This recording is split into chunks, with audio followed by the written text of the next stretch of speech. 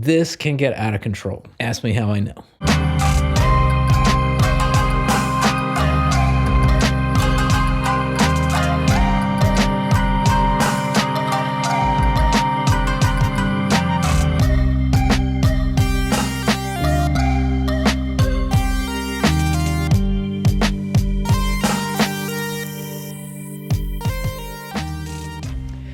Okay, it's another studio build, and this one is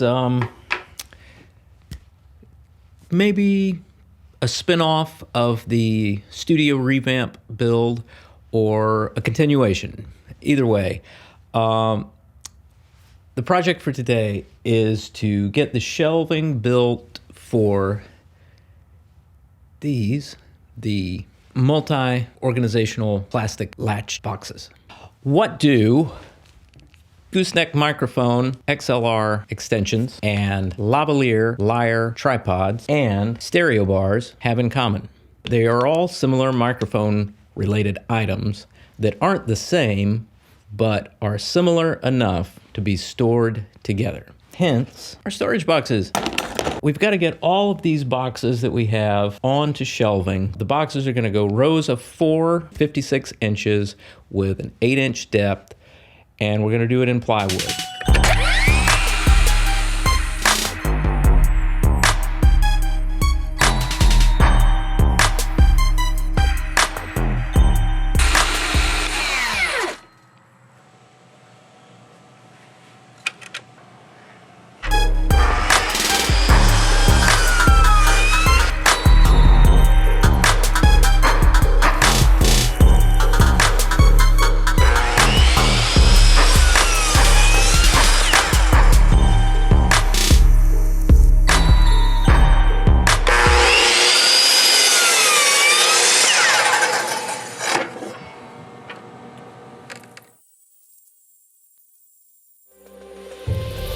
After sanding edges and corners to a smooth finish, we apply a light coat of Howard Feed and Wax wood polish and conditioner. Howard Feed and Wax only. No other finish is applied. A light coat only. A little dab will do you.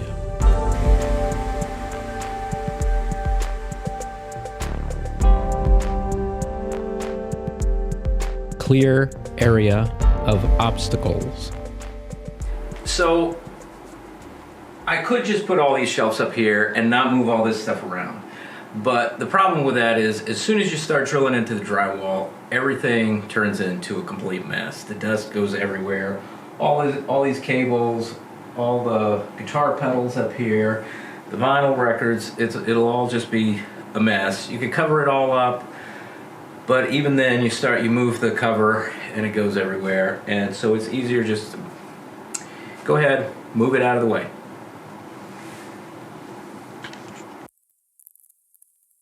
So one of the worst things is to have to redo work. Nobody likes that. So yeah, if you saw my series before, Studio Revamp, it would have been nice to go ahead and do this before I moved all this stuff around last time. If you saw those videos, there was large amounts of time lapse of just moving things around in the room. So yeah, it's a little bit of a drag to have to move all of this same stuff just a few weeks later. But the thing is, it has to be done. There was no way to really know exactly how I wanted to organize things. This is the way that I've gone with, and the shelves have to be made, so here we are, moving things around again. And just to give you some idea of what I mean, in case you're thinking, Jay Frederick, that's crazy, man, just cover all that stuff up or just dust it off or whatever. But like all of this cabling, if this gets covered in drywall, the only real way, and it will, you can put dust covers over it, but then you move those plastic covers around and it goes into the air, it goes everywhere. and it's directly under where we're going to be drilling. If you've drilled into drywall before, you know what I mean. It's always more drywall dust than what you think.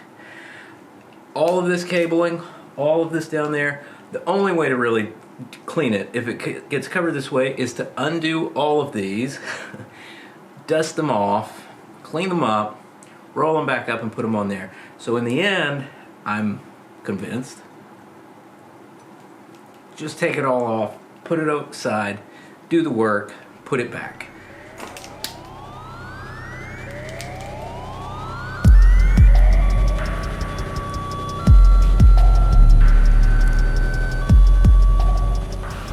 More work on the front end, way less work on the back end.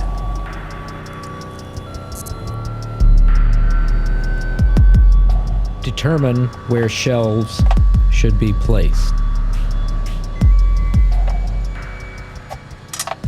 So where I'm going to place it on the wall has to do with where the studs are, because I want the brackets to go into the studs. I don't want to use wall anchors for them because there's a lot of weight on it.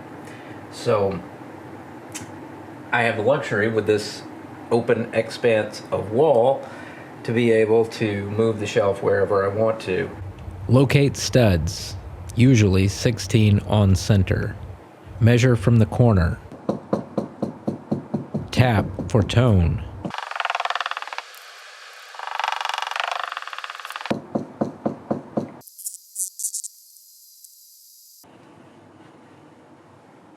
Use a stud finder if needed. So once we have figured out where our studs are and marked that on the wall, and I like to use a combination of first just kind of measuring things out where you think it would be, and then you can tell right there. And then we're moving away.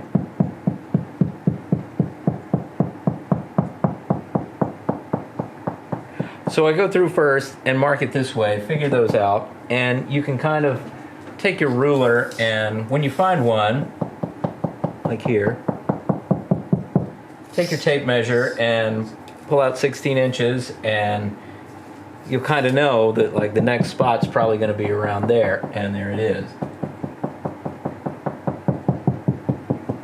All right, so mark it this way, and then because I like to try to minimize how many holes I'm going to punch in the wall to find what I'm looking for, then I go back the next time and use a stud finder to see if it lines up with what I marked there. And you know, the accuracy is, I like it in conjunction with the manual tap test and just measuring. So then we get our height here, figured out where we want that to be. And so then once we have a little mark here where all the studs are laid out, then we can kind of figure out which ones we want to use that make the most sense with the length of shelving that we've got. The next question that I have to address is which brackets do I want to use? I had originally thought of using these, which are really corner brackets. They are really nice for shelving because they're super sturdy, and you can get them in a lot of sizes, and they sort of match an industrial sort of look or feel in that you can also use the T brackets that sort of match the same galvanized or zinc plating.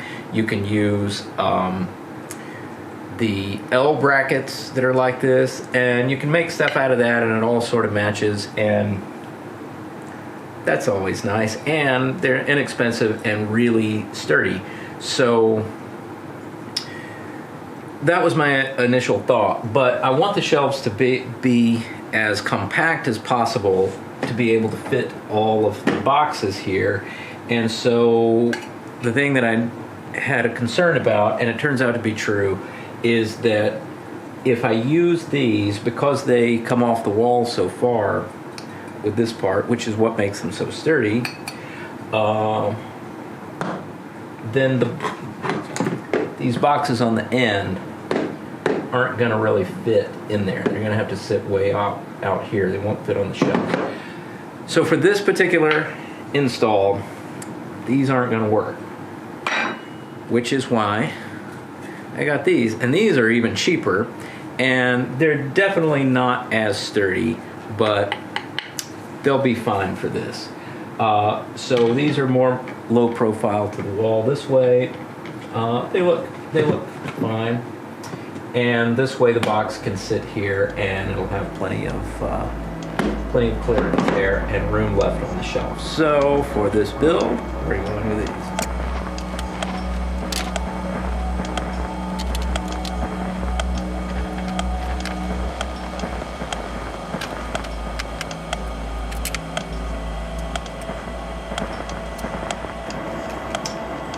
These have one on the bottom, and then two of these. We're not going to make these just yet, make these holes, but what I want to do is to know where they are here.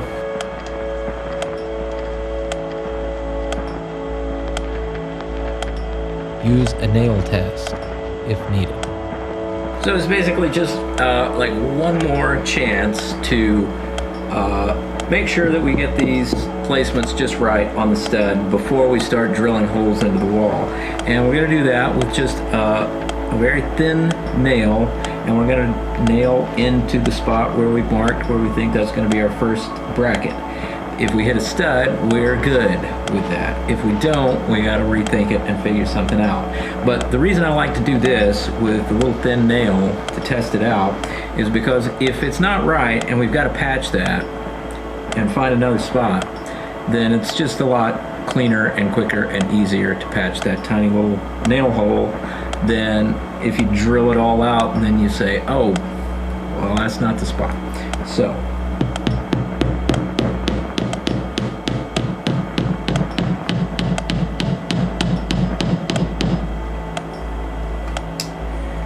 pretty sure that's going to be a stud. So our next step is getting one bracket fastened to the wall, the bottom fastener, with a number 10 by 2 flathead sheet metal screw. So with one bracket firmly in place here, we will then lay our shelf out here. And if you happen to notice with these shelves, this plywood, it's got a slight bow to it. Now, at first, I was a little bummed out about that, to be honest. I didn't notice it when I got it at the store. I should have paid more attention, but they were running low, and these were the ones I wanted.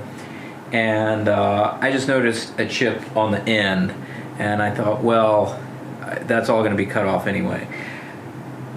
It has a little bit more of a bow than what I would have liked. But I think it's actually a good thing, because if you install the shelf with the bow to the top, I forget what that's called, but this way, when you put all the heavy stuff on there and it sits for a while, it's less likely to have a sag without having to need a center middle bracket. Point of note, you might look at the leveling with the bubble level and everything and go like, well, why not just measure from the floor up so that they're the same measurement, or from the ceiling down so that you get the same measurement, and mark your space there. It's been my experience that that's not the best idea. It often doesn't work out so well. At one point I did this job where I was installing all of this basically really bad art in a lot of industrial buildings, like you go to a hotel and they've got art on the wall, and or in dentist office and things like this. So I'd go to all these different places putting this stuff on the wall, and one of the ways that you can try to do it when you get in there is measuring from the ceiling. And I was amazed, even at really nice commercial structures, that seem to be fitted out really well and to a high end. A lot of things are not square and symmetrical and the way that you would think. So certainly measure twice and install once. And the bubble level, getting it level this way, if, one more note about that, if you put the bubble level on it and it just looks completely out of whack with whatever other things you have in the room, if you've got a bookcase next to it that has a straight line or something like this, feel free to just match whatever else is there and install it aesthetically pleasing. That's what I would do.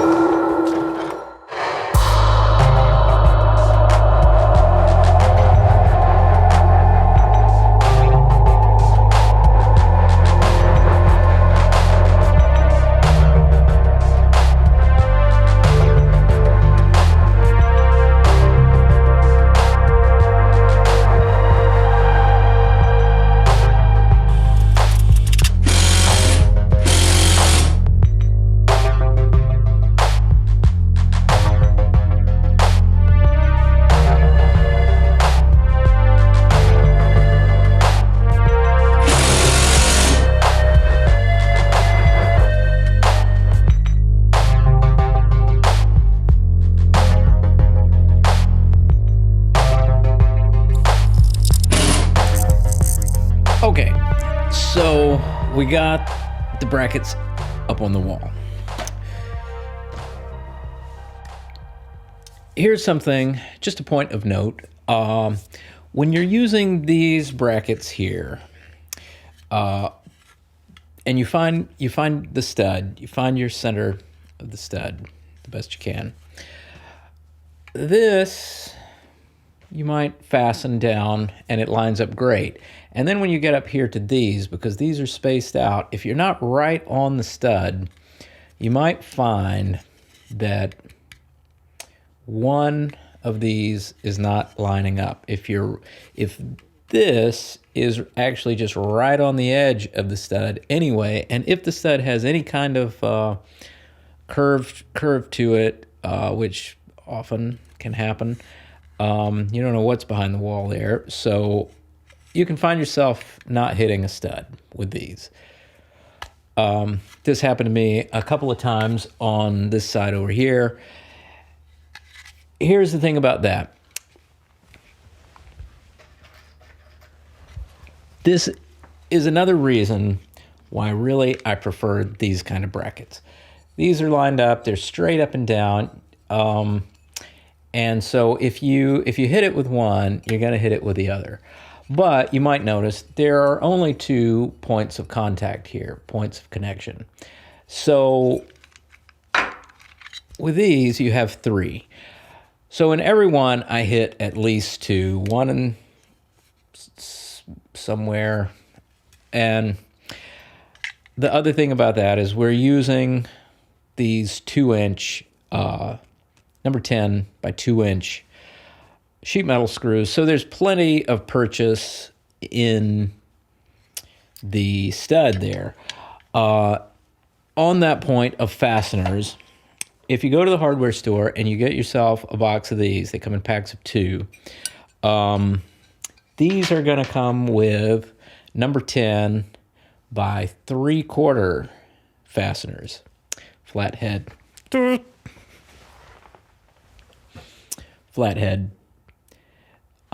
sheet metal screws. Just put those aside. Don't use that if you are trying to install these into sheetrock, drywall, anything really.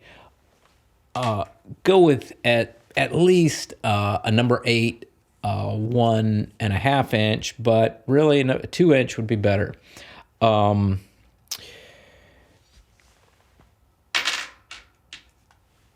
that same note about fasteners, we're going to repurpose the ones that came with all these, the number 10 by 3/4, we're going to use that for our brackets here for the top part to fasten the shelves to the bracket this way. So when you look at it and you look at your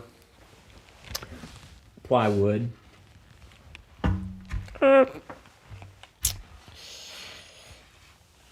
you might look at this and go,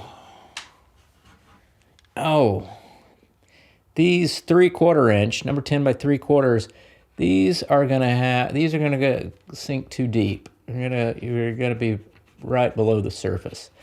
But with these brackets here, that would be true with these because they fit right up there snug, right into this. These are kind of countersunk inside here, and you would go a little too deep there. But with these brackets, because this is a flat head and because you've got a recessed area here that is offset, if you will notice, you're good to go here. If you did the same thing with a 1/2 inch, that's not so much. It would be okay. It wouldn't be terrible, but I would prefer the 3/4. So if you want to follow along with this build and construct yourself a wall of plastic toolboxes filled with bits and bobs and gizmos and gadgets to clean up your studio space, then what I would recommend to have on hand would be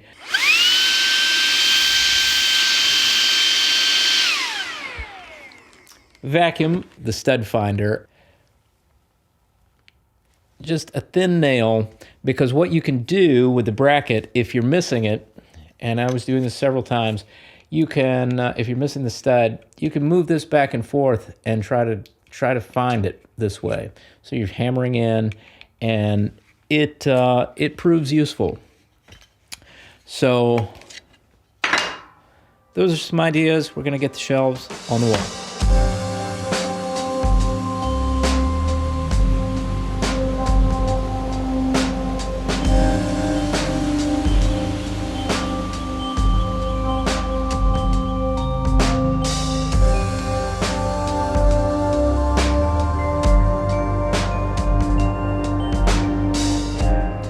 So since we are using the big number 10s to fasten the shelves to the brackets, I'm gonna go ahead and pre-drill each one of the holes just to give a pilot hole to make sure that everything's good there, and we don't split our plywood. Probably wouldn't happen, it'd probably be okay, but just to make it easy, we're gonna do that. And I've gone ahead and marked out my drill bit here for the depth that I want, and I'm just going to take a piece of electrical tape and mark that depth so that I know what to do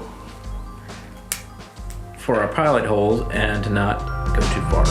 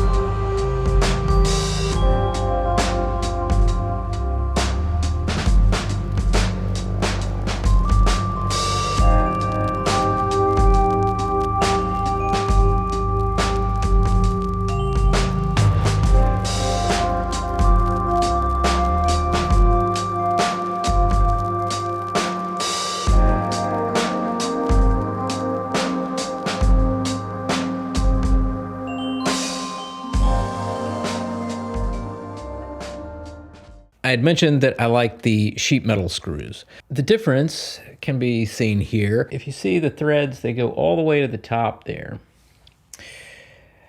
Versus the wood screws. Now, I bought these by accident. I wasn't really paying attention. They were a good price. Wood screws, for whatever reason, often the threads don't go up to the top here.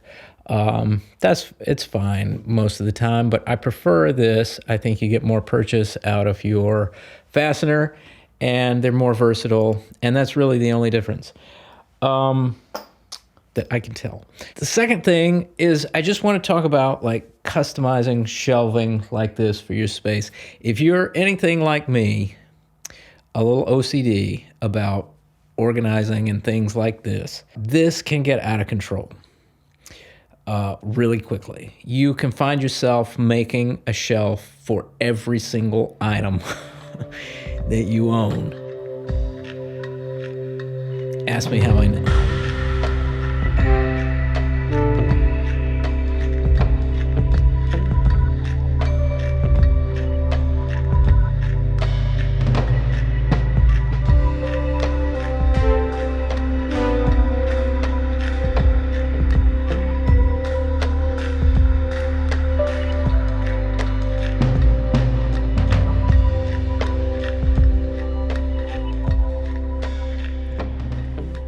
Okay. It turns out life is like a plastic box of gadgets and gizmos. It's better to have it and not need it than to need it and not have it. I'm not really sure what that means. Anyway, thanks so much for watching. And if you found this content useful, consider joining me over at my Patreon.